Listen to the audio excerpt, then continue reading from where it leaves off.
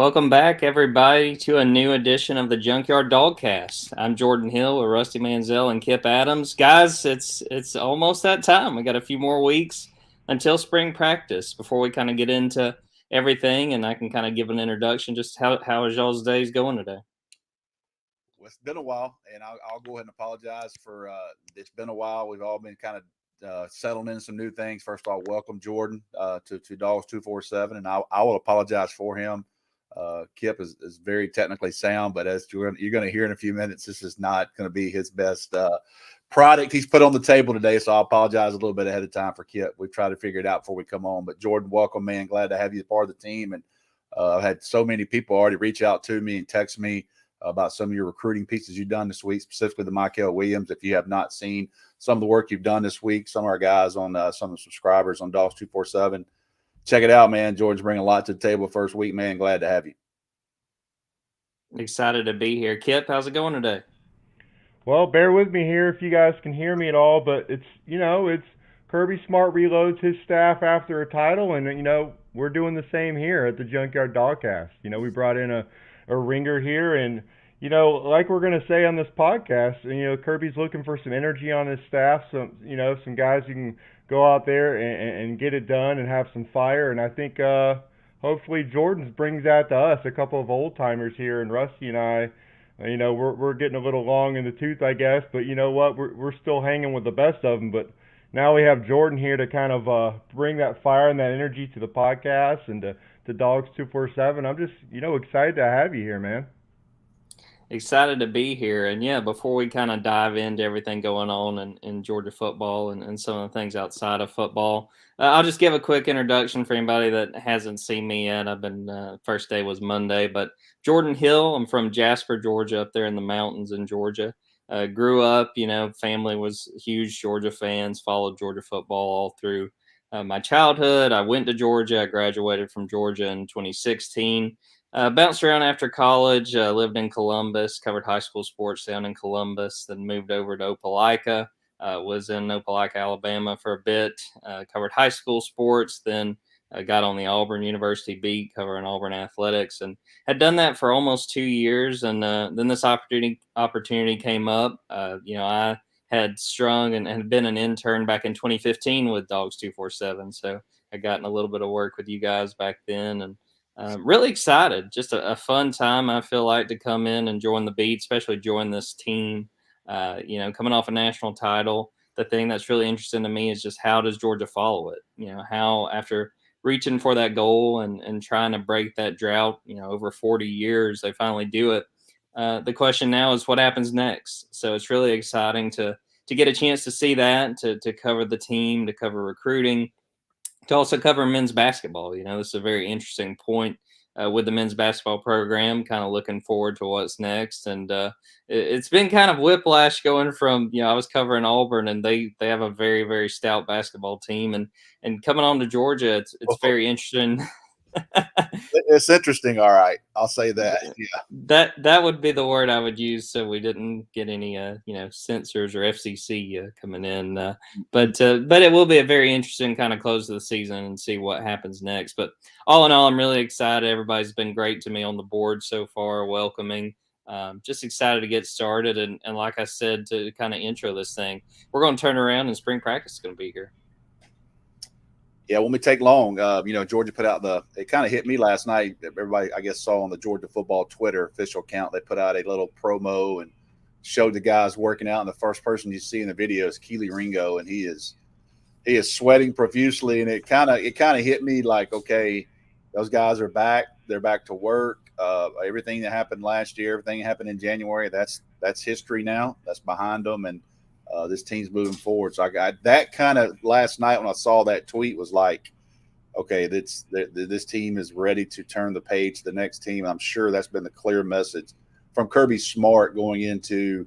In fact, someone told me that the first team meeting they had, Kirby Smart had some pictures up of Joe Burrow, Jamar Chase, all those guys hugging, celebrating everything that was going well. And then the next slide was the next team from LSU went 5-5. So I think it was a pretty reminder to those guys that, hey, life comes at you fast. You can be hugging 1 minute, and the next minute you can be 5-5 and not playing a bowl game.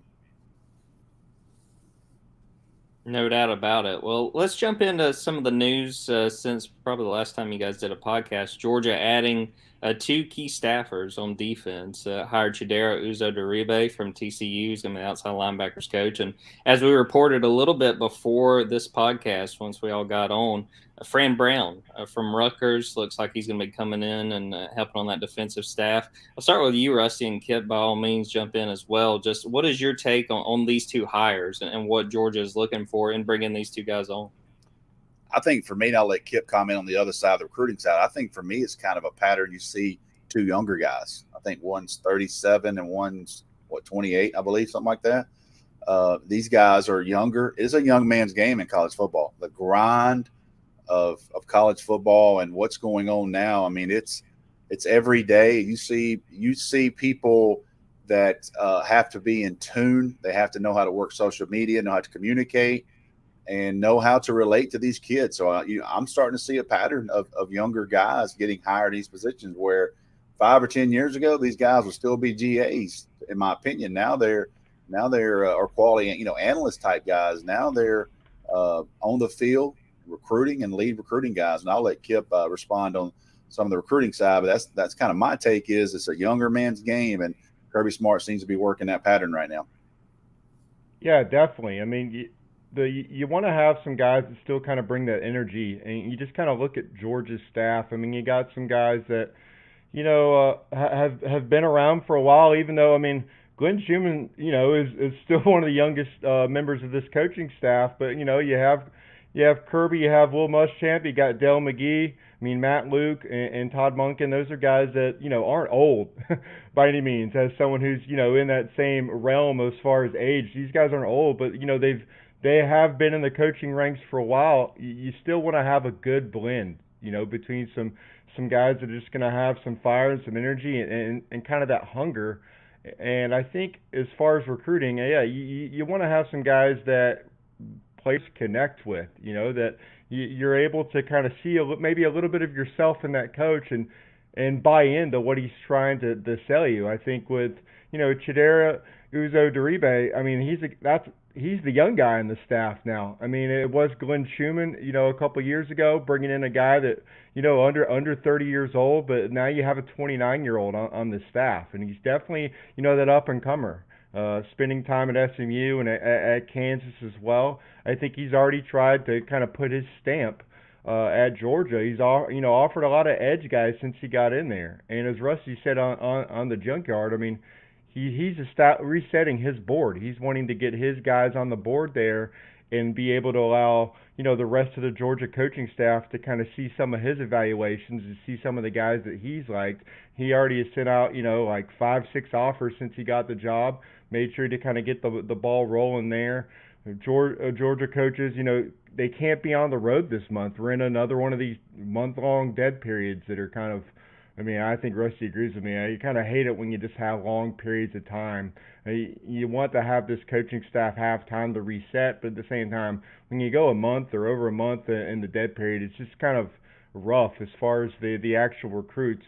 Not every recruit is able to get on campus whenever they want to. They kind of have to get on the road whenever they have the opportunity to, and to not be able to visit for a whole month is kind of rough. But he's extended offers. He's getting his guys, and I expect Fran Brown to do the same. I believe he's 40 years old, and he's a guy that has recruited very strong both at Texas A&M and at Rutgers. I think he brought in 4 of their top 5 recruits in this last signing class. Our own Steve Wolfong posted on the board that he loves the hire and that this is one of those up-and-comers in the recruiting ranks as well. So I don't think Kirby Smart's going to hire someone who doesn't know how to recruit. It's one thing, usually if you have like an offensive coordinator or defensive coordinator kind of spends a lot of time on campus and work in the film room, but those position coaches, you want those guys to be able to recruit with the best of them. That's going to be part of Kirby Smart's staff, moving forward. I don't think he's ever going to really lose that aspect because it's the foundation of your roster building and being able to stay competitive. So I think, these aren't guys that are household names, maybe, in the SEC, but I think one thing Kirby Smart's done is he's been able to kind of earn everyone's, benefit of the doubt. I mean, I don't think that Dan Lanning or Glenn Schumann were household names either when he brought them in. Trey Scott either. But now, these guys are known as elite recruiters, across the country, and developers. I think Trey Scott's probably going to have a pretty solid recruiting pitch coming up, in a couple months after this draft. And I mean, Glenn Schumann, he's already had 2 Butkus Award winners, and is going to have 3 linebackers. He's going to have a linebacker who didn't start a single game at Georgia probably go in the first 3 rounds. I think that's pretty solid recruiting tool right there. And I think these are guys that Kirby Smart expects people to think the same of a couple years down the road. Yeah, Kip, you hit on a point that really struck me, and somebody pointed this out on the board as well. I remember I had never heard of Dan Lanning when Georgia hired him. This guy that was an assistant in Memphis, and it's one of those things where I think a guy like Kirby has proven that he knows what he's looking for in his assistants, and has done a good job, especially on that defensive side with consistently reloading with staff members. I thought it was pretty funny. Looking at Chidera, and I was doing a little bit of research just to kind of see, a little bit of his background, and I went to YouTube and put in his name. And that he's young when there was videos popping up of him when he was a player at Colorado. There was him doing, interviews with people. I was like, man, this is a really young guy. But like you said, Kippy, it seems like he's hitting the ground running. And I'm really, really interested in the Fran Brown hire. I mean, from everything we've been told and what I've gotten to do and see and look at research, I think it's a great hire for Georgia. I think the thing that really sticks out to me was that, Fran was a guy that very much was in the race to be the next Temple head football coach. Stan Drayton wound up getting that job, but for a guy that's 39, 40 years old and had coached at Temple before, was on Matt Rule's staff there, and Rule had a lot of success with the Owls, and then Fran went with him to Baylor. I mean, I think that speaks really highly of this guy. I mean, still to have a chance to have, been a group of 5 coach and been in the mix to be a head coach there. I think that speaks really highly of him. We've heard a lot of great things about him as a recruiter. So I think it's a really good hire. I think it's a name that, a lot of us didn't know. I'll be honest and say I'd never heard of him before, but have seen a lot of good things, heard a lot of good things about what he did at Baylor, and then going back to Rutgers and helping Greg Schiano the last 2 years kind of build that thing back up. And, Rutgers was able to play in a bowl game this year. I think that was the Gator Bowl. I think it's a good hire. I think that, again, sort of the point you made, Kip, to kind of look at how Kirby has continually reloaded this thing. There had to be, attributes with both these assistants that, really drew Kirby to these guys, and it'll be really interesting to see how they fit. It'll be really interesting from Fran's perspective to see the recruiting side, because he's been praised really, really heavily for how good of a recruiter he is. So it'll be exciting to see how those guys are able to kind of fill in and get going. And once this dead period ends, I'm sure they're going to hit the ground running. Yeah, definitely. And I think when you have Kirby Smart and Will Muschamp on your coaching staff, you're coming off a national title, and I don't think that Fran Brown's going to have any issues being able to pitch recruits in the secondary on coming to Georgia. We'll find out as far as their individual roles. I know there's a chance that maybe Will Muschamp's coaching the safeties. That's not something that's been locked in yet, but I think, like you said, this coaching staff that Kirby Smart's continued to build year after year has definitely paid off for him. And I just think that both positions, you have to imagine, had plenty of applications. Both names were kind of names that just, weren't known in the Southeast. And like I said earlier, I'm pretty sure Kirby Smart probably had his pick, from a lot of top candidates, probably a lot of candidates that we knew about as well, and still he chose these 2 guys. And I think if anyone's earned that benefit of the doubt, that he knows what to look for, especially on the defensive side of the ball, it's Kirby Smart.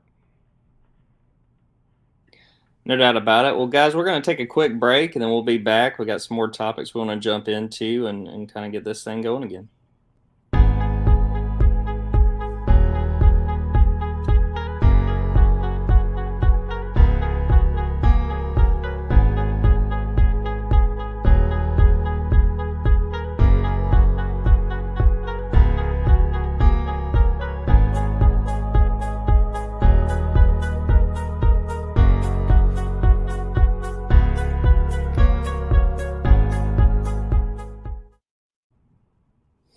All right, we're back after a short little break, and I want to talk. Kip, you and I listened last night. Had a chance to listen to Kirby Smart talk on Coach Mike Krzyzewski's Sirius XM radio show, Basketball and Beyond, and I thought it was a really interesting conversation. It was about 15 minutes of Kirby, sort of. It was really more Coach K picking Kirby's brain on a number of topics, and so it's sort of interesting to hear the perspective of Coach K. He was really complimentary of the job Kirby's done, the way he's built the Georgia program.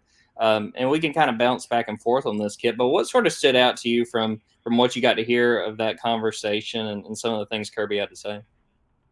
It was definitely kind of a love fest there. I think every point Kirby made, you heard Coach K just saying, "Gosh, that's a great point." And that might just be his savviness as a longtime head coach and pretty solid show host as well. But I think it just kind of shows that Kirby has figured this thing out pretty quickly on how to run a program. And I think early on in the interview, I wrote about what stood out to me was the fact that after that first year, I mean, Georgia went 8-5 in year one and had some tough losses and kind of an ugly win over Nicholls State that, he admitted like he started maybe second guessing himself and, am I doing this right? And I think that, it just kind of shows that Kirby was learning on the fly. I mean, as a young and first time head coach in the SEC at Georgia, that's thrown into the fire for a first gig like that.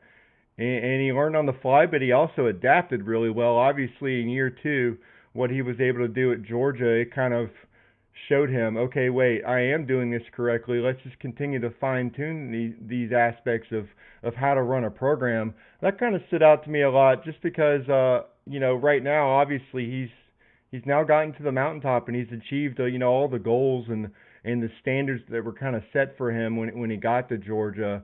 I really like that aspect, and just overall, just talking about changing the culture at Georgia and just knowing that he wanted to put his stamp on this program, but then also knowing that you might want to adapt how you put that stamp on the program because the landscape in college football continued to change. And I just, a lot of head coaches stumble in that aspect, and I think Kirby really has done a good job just learning and knowing what he needs to do to continue to motivate his players.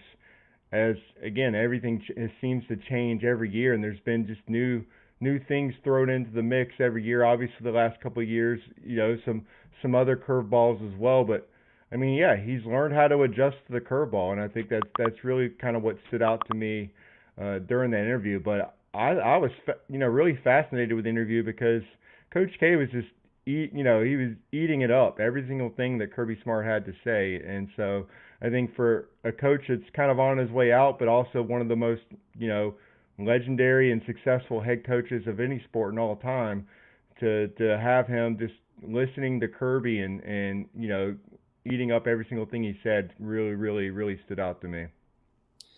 And to me too, with that conversation, I feel like it was really helpful for me having been here for Kirby's first year, and I got to see some of the things. I mean, you hit on, they almost lost to Nicholls, they did lose to Vanderbilt, they lost to Georgia Tech. I mean, it was a rough first year, and getting to see that, and that was Kirby's first time as a head coach.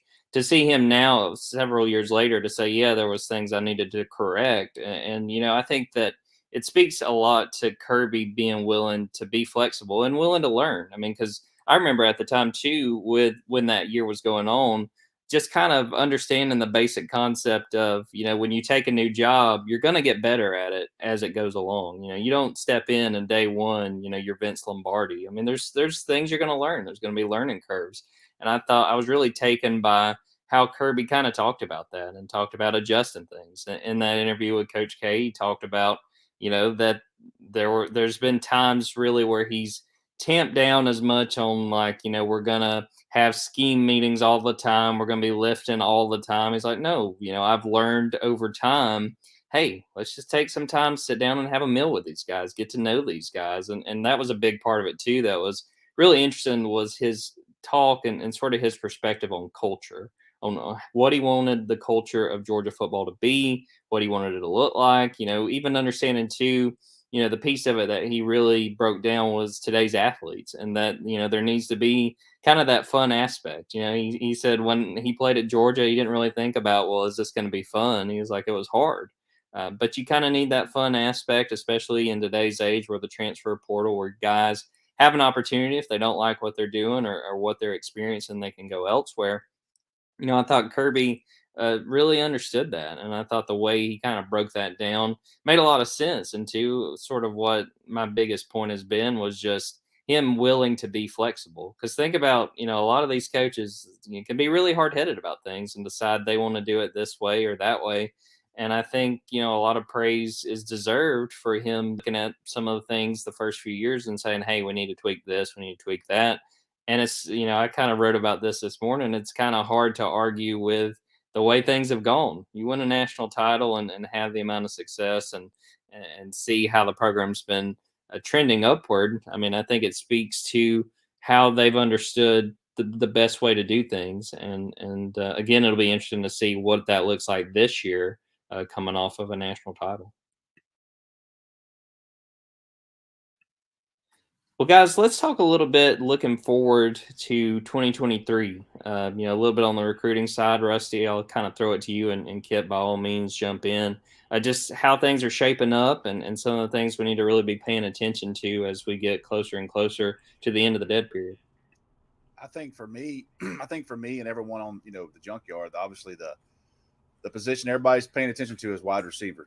They need playmakers there. That's no secret. And now they got Brian McClendon in, new wide receiver coach, obviously a familiar name to Georgia fans. And I kind of made the note on the board that there's a big camp in Miami this weekend. It's an Under Armour camp, and that's a lot of the Georgia. Me and Kip are going through that list and kind of getting the names together. There's a lot of players with some big Georgia interest there, especially at wide receiver. And then next weekend, the Under Armour series comes to Atlanta. So over the next 2 weekends, not only will we be able to watch the top players compete and test, we'll be able to get face-to-face. We have some guys in Miami covering for us, and then next weekend we'll all be at the Under Armour camp in Atlanta. So we'll get to see the top targets there. I'm interested in a couple of things. How much are they talking to Brian McClendon? Who are the new guys he's talking to? Kind of what's the carryover from recruiting you at Oregon? Is it Miami for 3.5 weeks, and he comes back to Georgia? I know that the state of Florida is extremely deep in wide receivers in the 2023 class. Right now the state of Georgia looks a little bit down for 23, so they're going to have to win some battles out of state. And I think Georgia fans understand they've got to get some depth, and they've got to get some guys there, some playmakers at wide receiver. That's no secret. So I'm interested, kind of as we reset going open into March, the where the receivers are, who's the offers, and who can we find out like behind the scenes is really, really serious with Georgia in that position, because that is a critical need in this class and one that they've got to address, and they got to win some out-of-state battles, which increases the chances and the ability to land these guys. Yeah, definitely. I mean, you also got to think about what are they going to do at the running back position. I think there's going to be a lot of eyes on that, just because, that's kind of been one of the premier positions at Georgia. And if you do look at the state of Georgia, they do have one of the best in the country. And Justice Haynes at Blessed Trinity Catholic, I think he's the number 3 running back in the country. Obviously, going to have a lot of people just talking about that background with him, because when you have a pretty famous father, if you're kind of a legacy guy, it's really going to be why isn't he already committed to Georgia? I just think it's a part of his recruitment that he's just trying to be diligent, and he's got a lot of options out there. And so obviously his father, Veron Haynes, pretty famous, made a pretty famous play against Tennessee. I think Georgia is going to be a program that's heavily involved in his recruitment. But just at the running back position in general, I think this is kind of a key class for Georgia. You want to come away, with probably 2 elite running backs in this class, just to kind of keep the talent in that position group stocked up, and they're in with the top 2 running backs as well. You got Justice number 3. You also got Richard Young from Florida at number 1, and Reuben Owens from Texas at number 2, both 5-star guys. I think Del McGee's heavily involved with both. You want to come away with one of those two guys, and or possibly both those guys, but you want to get a pair of running backs that can be feature backs in this offense moving forward. I think this is kind of the cycle to where Georgia has a chance to kind of get back in that form of duo of running backs. And I think Rusty talked about the wide receiver position. I mean, we would be kidding ourselves if we didn't think that people are discussing what Georgia's going to do at quarterback in this cycle, because I mean, when we look at the quarterbacks, across the country this year, I think there's probably a discussion every day on the Junkyard about Arch Manning. Obviously he's going to be a guy that Georgia continues to recruit heavily. Rusty has to answer questions about daily on the Junkyard, and I mean, Georgia is heavily involved there, and as Rusty said, they're going to be in it until the end. So I think when you have the nation's number one quarterback, when you have a name, obviously the Manning name is huge. It's going to be a storyline moving into the spring, and I think Arch Manning's going to start taking those visits next month once the dead period ends, and on to the spring. Watch these programs practice. I would imagine he gets back to Athens, watches the team. Good luck for all these programs trying to get him on campus for the spring games. I think we'll find out that a lot of programs have the same day as far as the spring games. That's going to be something that's pretty big here, obviously with visits coming back. And at the end of spring and heading into the summer, I think Arch could maybe he makes a decision. And Georgia hasn't. I mean, they're not all their eggs are not in that basket. They have other guys. They have a guy in state they recruit hard, and Dylan Larnigan at Brookwood High School, a top 100 prospect as well. But I just think with that position, you're always going to have a lot of eyes and the discussion on there. And I think Georgia has a chance to bring in another special quarterback. I just don't think that even with guys on campus and Gunnar Stockton, Brock Vandegrift, Kirby Smart's never going to stop recruiting elite quarterbacks. And I think they have a great opportunity to bring another one in this cycle. Jordan, let me throw something at you. It's just kind of breaking. I'm sure both of you got the update. The playoff National College Championship playoff committee just announced they're going to keep 4 teams now until 2026 minimum. So, lots of talk where this thing was going. Was it going to 4, 8, 12, potentially 16? It looks like now we're going to still be at 4. Jordan, kind of thoughts on that? Quick thoughts on that? Truthfully, I think that it probably is a good position for Georgia in the fact that we've seen they can continue to make the playoff as it is. I kind of go back to my previous job at Auburn. A lot of people from the Auburn side were excited about the playoff expanding because you didn't necessarily have to win the West. You didn't necessarily have to win the SEC. Well, we've seen Georgia has had the path to make it there, and make it to the playoff despite the rigors of playing in the SEC and having to play the Alabamas. I think it's good from Georgia's perspective and the fact that, right now the East is still very much Georgia's to lose, I believe. I mean, Florida will be rebuilding with Billy Napier, and South Carolina's trying to get in the mix as well. But I think that they're in a good position as it stands with 4 teams. We've seen they've made the playoff twice now with 4 teams. So I think that, all things considered, that they're probably excited. It also would be one less game that they would have to be worried about, a slip up if you had to play a few rounds of the playoff. But yeah, and you guys can chip in too, but that's just sort of, right. We're learning it as we're recording, but I think it's okay from the Georgia perspective in that we've seen they can make the playoff. And it would probably mean not having to deal with any other SEC teams besides maybe, if there's a matchup in the championship like we had this year. I think the games haven't helped themselves with the semifinal games being blowouts.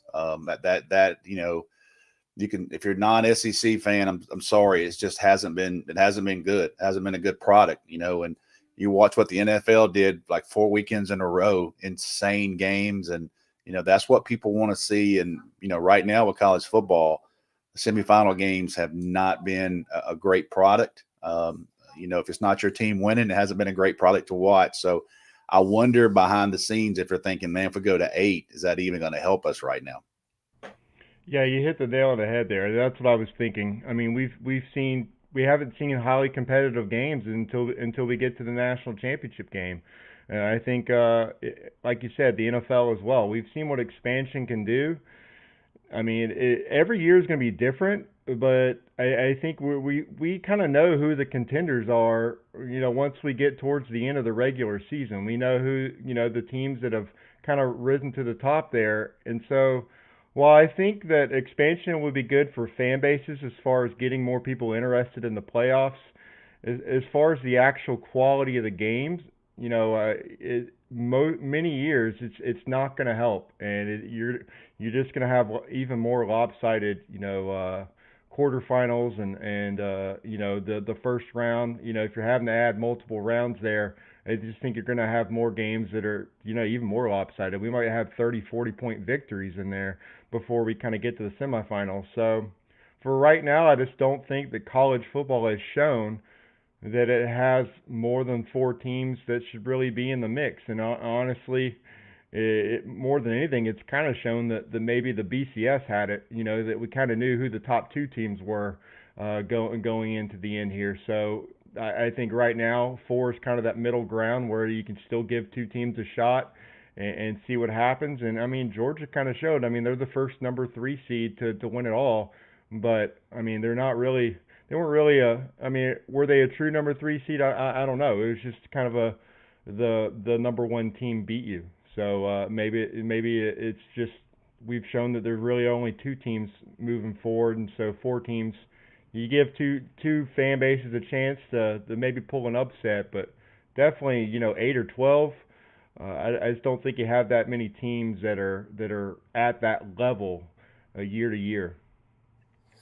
One other thing I'll throw in, and we can wrap this up, guys. But it'll be interesting when Texas and Oklahoma join the SEC, just how that kind of shifts the way things look. I mean, are we even still in divisions? I mean, I think that could be a really big curveball with sort of what we're talking about here. So I think it's going to be something that, we're having this conversation right now, and sort of the landscape of what it means to make the playoff from the SEC could be very different in a couple years compared to how it is right now. And like we said, with Georgia and what they have to face on a yearly basis.